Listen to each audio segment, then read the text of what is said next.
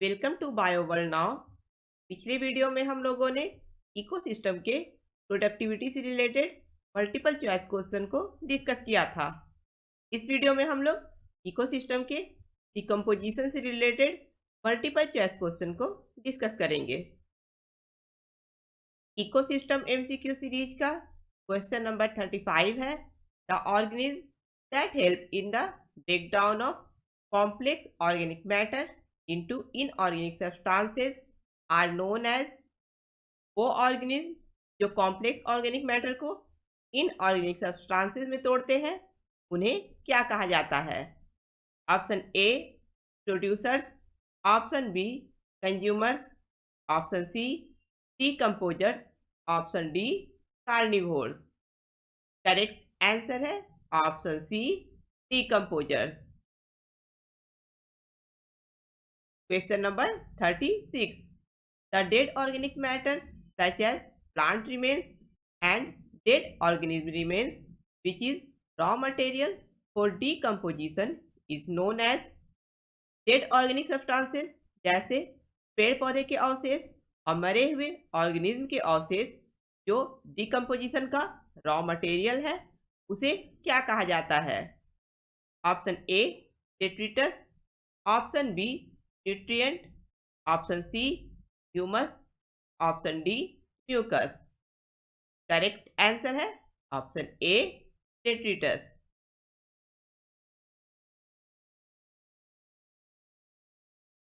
Question number 37.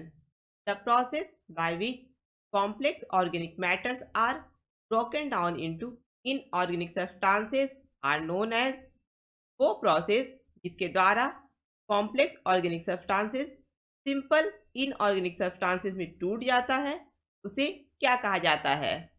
Option A production, option B decomposition, option C fragmentation, option D humification. Correct answer है option B decomposition. Question number 38. The process by which earthworm break down detritus into small particles is known as। वो process जिसके द्वारा earthworm detritus यानी dead organic matter को small particle में तोड़ता है उसे क्या कहा जाता है? Option A leaching, option B fragmentation, option C catabolism, option D mineralisation. Correct answer है ऑप्शन बी फ्रेगमेंटेशन। वो प्रोसेस जिसके द्वारा अर्थवर्म डेट्रिटस को स्मॉल पार्टिकल में तोड़ता है उसे फ्रेगमेंटेशन कहा जाता है। Question number 39. Choose the correct steps of the process of decomposition. Decomposition के प्रोसेस के सही स्टेप को चूज करना है। Option A fragmentation, mineralisation, leaching, catabolism और ह्यूमिफिकेशन।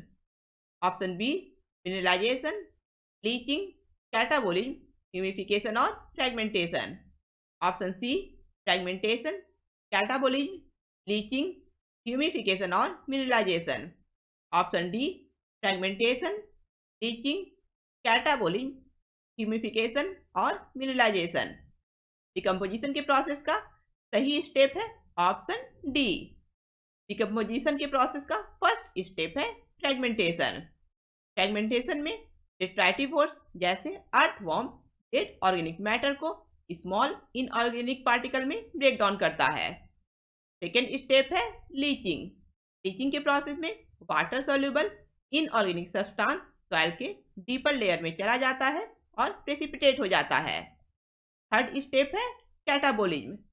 इस प्रोसेस में बैक्टीरियल और फंगल एंजाइम डेट्राइटस यानी डेड ऑर्गेनिक मैटर का सिंपल इनऑर्गेनिक सब्सटेंस में डिग्रेडेशन करता है।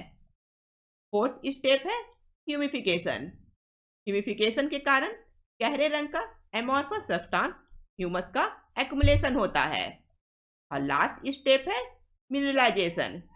मिनरलाइजेशन के द्वारा ह्यूमस का फिर से माइक्रोब्स के द्वारा डिग्रेडेशन होता है और इनऑर्गेनिक न्यूट्रिएंट रिलीज होता है। Question number 40. Which of the following organisms carry out the fragmentation of detritus? नीचे दिए हुए ऑर्गेनिज्म में कौन ऑर्गेनिज्म डेट्राइटस यानी डेड ऑर्गेनिक मैटर का फ्रेगमेंटेशन करता है? Option A phytoplankton, option B zooplankton, option C detritivores, option D fishes. Correct answer है option C detritivores. Question number 41. In which of the following organism fragmentation takes place? नीचे दिए हुए organism में किस organism में fragmentation होता है? Option A plants, option B animals, option C both option A and option B, option D none of these. Correct answer है option C both option A and option B, यानी plants और animals दोनों में ही fragmentation होता है। Question number 42. Which of the following kingdoms are decomposers? नीचे दिए हुए किंगडम में कौन किंगडम डिकम्पोजर्स होते हैं? Option A plant and fungi, option B Monera and plants, option C Protista and Animalia, option D Monera and fungi. Correct answer है option D Monera and fungi. Monera और fungi kingdom के organism decomposers होते हैं। Monera के organism prokaryotes और unicellular होते हैं। Mainly bacteria Monera kingdom से बिलोंग करता है। Question number 43. The process by which water soluble inorganic substances go down into the deep layer of soil and get precipitated as unavailable salt is known as? वो process जिसके द्वारा water soluble inorganic substances soil के deeper layer में चला जाता है और unavailable salt के रूप में प्रेसिपिटेट हो जाता है, उस प्रोसेस को क्या कहा जाता है? Option A leaching, option B catabolism, option C humification, option D mineralisation. Correct answer है option A leaching. Question number 44. The dark colored amorphous substance in soil formed by the decomposition of plant and animal is called? Plant और animal के द्वारा decomposition से soil में जो गहरे रंग का एमॉर्फस सब्सटेंस बनता है उसे क्या कहा जाता है? Option A enzyme, option B humus, option C mineral, option D nutrient. Correct answer है option B humus. Question number 45. The decomposition of organic matter by some microbes and release of inorganic nutrients takes place by a process known as? वो process जिसके द्वारा organic matter का microbes के द्वारा decomposition होता है और इनऑर्गेनिक न्यूट्रिएंट्स रिलीज होता है, उस प्रोसेस को क्या कहा जाता है? Option A catabolism, option B leaching, option C mineralisation, option D humification. Correct answer है option C mineralisation.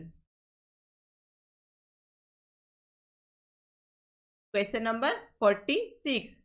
Which of the following statement is incorrect regarding decomposition?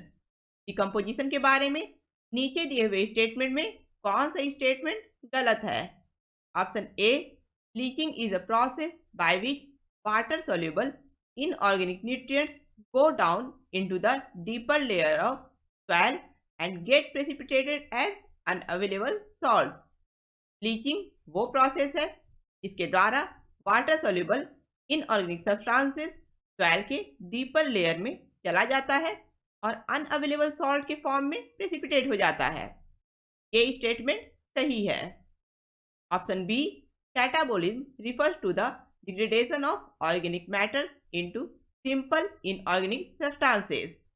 Organic matter के सिंपल इनऑर्गेनिक सब्सटेंसेस में degradation होने के process को catabolism कहा जाता है। ये स्टेटमेंट भी सही है। Option C, humification leads to accumulation of dark colored amorphous substance called humus that undergoes decomposition at an extremely fast rate. Humification के कारण गहरे रंग के amorphous substance ह्यूमस का फॉर्मेशन होता है और ये ह्यूमस बहुत ही तीव्र गति के साथ डिकम्पोज हो जाता है। ये स्टेटमेंट गलत है क्योंकि ह्यूमस माइक्रो ऑर्गेनिज्म के काम का प्रतिरोध करता है। इसके कारण माइक्रो ऑर्गेनिज्म ह्यूमस का तेजी से डिकम्पोजिशन नहीं कर पाता है, इसलिए ह्यूमस का डिकम्पोजिशन बहुत ही धीरे धीरे होता है। Option D, fragmentation is carried out by detritivores. Fragmentation का प्रोसेस डिट्रैक्टिव फोर्स के कारण होता है। ये स्टेटमेंट सही है क्योंकि हम लोगों को गलत स्टेटमेंट चूज करना है और ऑप्शन सी का स्टेटमेंट डिकम्पोजिशन के लिए गलत है। द करेक्ट आंसर है ऑप्शन सी।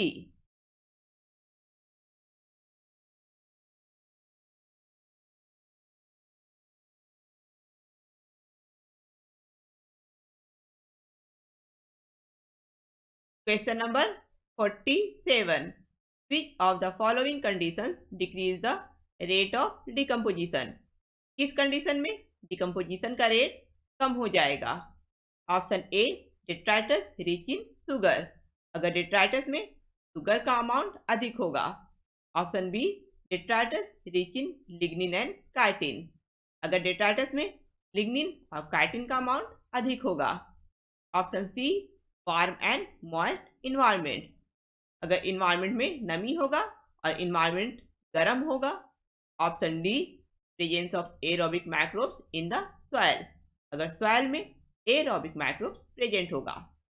करेक्ट आंसर है ऑप्शन बी, अगर डिट्राइटस में लिग्निन और काइटिन का अमाउंट अधिक होगा तो डिकम्पोजिशन का रेट कम हो जाएगा। लेकिन अगर डिट्राइटस में नाइट्रोजन और वाटर सोल्यूबल सब्सटेंस जैसे शुगर अधिक अमाउंट में प्रेजेंट होगा या फिर इन्वायरमेंट में नमी ज़्यादा होगा और इन्वायरमेंट गर्म होगा तो डिकम्पोजिशन का रेट बढ़ जाएगा। इसके अलावा अगर सॉइल में एरोबिक माइक्रोब्स प्रेजेंट होगा तो भी डिकम्पोजिशन का रेट बढ़ जाएगा क्योंकि डिकम्पोजिशन के लिए ऑक्सीजन की जरूरत होती है। Question number 48, choose the correct statement. नीचे दिए हुए स्टेटमेंट में सही स्टेटमेंट चूज करना है। Option A, decomposition is an oxygen independent process, ये स्टेटमेंट गलत है क्योंकि डिकम्पोजिशन एक ऑक्सीजन इंडिपेंडेंट प्रोसेस नहीं है। डिकम्पोजिशन के लिए ऑक्सीजन की जरूरत होती है। Option B, low temperature and anaerobiosis favours decomposition, ये स्टेटमेंट भी गलत है क्योंकि लो टेम्परेचर और एनारोबायोसिस डिकम्पोजिशन के प्रोसेस को इनहिबिट करता है। एनारोबायोसिस का मतलब होता है वो ऑर्गेनिज्म जिन्हें ऑक्सीजन की जरूरत नहीं होती है, लेकिन डिकम्पोजिशन के लिए हाई टेम्परेचर और एरोबिक ऑर्गेनिज्म की जरूरत होती है। Option C, catabolism is the last step in the decomposition, ये स्टेटमेंट भी गलत है।